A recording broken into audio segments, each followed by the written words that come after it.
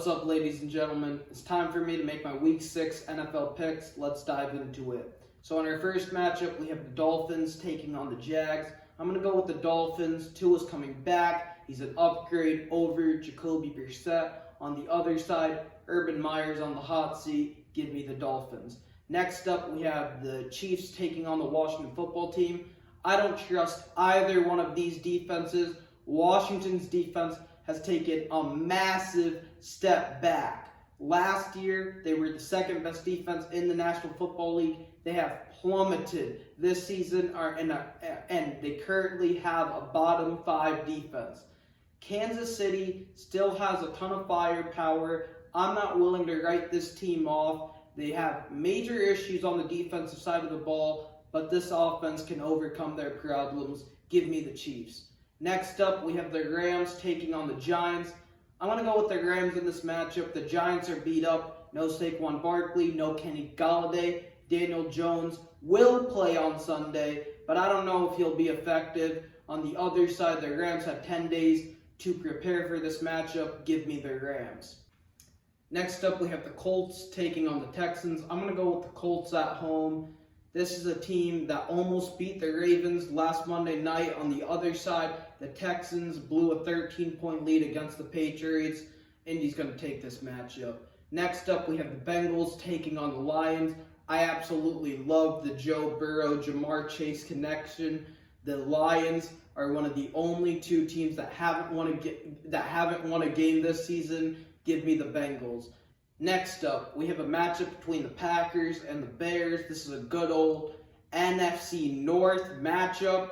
I'm going to go with the Packers. This offense is firing on all cylinders. On the other side, Chicago's dealing with a ton of injuries at the running back position. This is also Justin Fields' first ever big NFC divisional game. I'm going to go with Green Bay. Next up, we have a battle between two of the best young QBs in all of football. Justin Herbert taking on Lamar Jackson.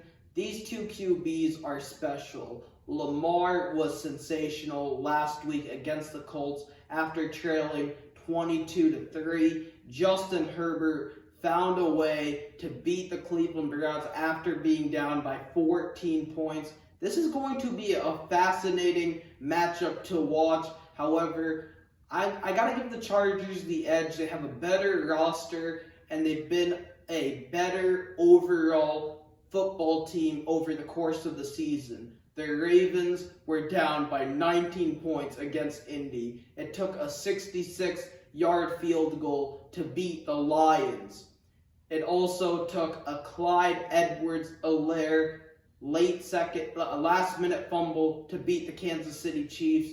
LA has a better roster. Although they have to go on the road, the Chargers don't have much of a home field advantage, so it isn't a major loss. And Brandon Staley has all the trust and confidence in the world in Justin Herbert. It doesn't matter if it's 4th down and 5, 4th down and 9. He feels comfortable going for it because he believes in his young QB. Give me the Chargers. Next up, we have a battle between the Minnesota Vikings and Carolina Panthers. I'm going to go with Carolina. They're at home and they have the better defense. Next up, we have a battle between two former Oklahoma QBs that were both number 1 overall picks. We got Baker Mayfield and the Browns taking on Kyler Murray and the Arizona Cardinals. I was high on both of these quarterbacks going into the draft. I said Baker was the best QB in the 2018 draft, and I said Kyler would be the best QB in the 2019 draft. Right now, both of these young QBs are solid football players. However, Baker Mayfield is currently a trailer. That means he's a QB that you can win with. On the other side, Kyler Murray is a tractor. He's a QB that you can win because of. He can elevate the talent around him. This isn't a shot at Baker, but he has to play better in these big stage games. He scored 42 points last week, but it was all for nothing. He failed to close at the end of the game. Kevin Stefanski made a very questionable decision on 3rd and 9 to run the football. Instead, he should have put the ball in Baker's hands, and at the end of the game, Baker took 50 seconds off the clock to just move the football 10 yards. Baker Mayfield has got to be better in these end-of-game situations. I believe he can gradually improve and continue to grow as a QB, but as of right now, Kyler Murray is the much better quarterback. He's the leader in the MVP race, and I like the way how the Arizona Cardinals are playing. Although Zach Ertz won't play on Sunday, they made a huge trade. He solidifies the tight end position, and boy, oh boy, the Cardinals offense is tough to stop. I like Arizona, especially with Cleveland being down Nick Chubb and Jarvis Landry. The Odell connection isn't working. Give me Arizona. Next up, we have the Broncos taking on the Raiders. Folks, I'm going to go with the Broncos. There's a ton of dysfunction in Las Vegas. Jon Gruden just stepped down as the head coach. The Broncos are at home. Teddy Bridgewater will find a way to game manage. Give me the Broncos. Next up, we have the Cowboys taking on the Patriots. I hate to say it, but this Patriots offense is limited. They still don't have the necessary weapons in order to compete with some of the best teams in the league. And this defense made Davis Mills look good. Davis Mills scored 22 points last week against the Patriots. He failed to score a single point in the second half. Dak Prescott has been an MVP candidate. He's the leader in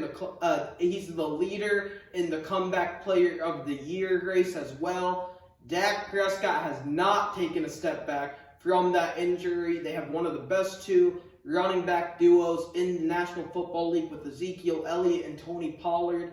They also have so many weapons on the offensive side of the ball, and Dan Quinn has this defense playing like an elite unit. You can make the argument that Micah Parsons would be the defensive rookie of the year if the season ended today, and that Trayvon Diggs would be the defensive player of the year as well. I unfortunately have to take the Cowboys over the Patriots. Next up, we have a Sunday Night Football matchup between the Seahawks and the Steelers. If Russell Wilson was playing, I would pick the Seahawks. Geno Smith played well last week, but now he's going up against a Steeler defense that is one of the best units in the NFL. They're fully healthy, ready to go. They have some confidence after beating the Broncos. Not only that, but he has to go on the road. I don't believe in Big Ben, but he's in a bit of a groove. They're at home. I expect the Steelers to win. Mike Tomlin's going to have his team ready. Finally, Monday Night Football. We have the Bills taking on the Titans. I'm going to go with the Bills. The Titans have a below-average defense. They don't just have a below-average defense. This is one of the worst defenses in the NFL. Josh Allen last week absolutely lit up the Kansas City defense. In Josh Allen's first two seasons, he wasn't the most accurate passer. In year 3, he got Stephon Diggs, made a massive jump, was second in the MVP voting. This season, we see him elevating the talent around him. Dawson Knox has been phenomenal. Emmanuel Sanders had a big touchdown. Josh Allen is continuing to grow and develop as a quarterback. And as a Patriots fan, it's a devastating thing to watch. I hope this all goes to waste and he can turn back into the player he was back in his collegiate days or in his first 2 seasons, but that doesn't look like that will be the case. Josh Allen looks like an elite quarterback, and I unfortunately have to give him the credit he deserves. Give me the Bills. Thank you guys for watching. Hopefully you like this video and you guys can subscribe to my channel. Also, feel free to post a comment down below. Thanks, guys.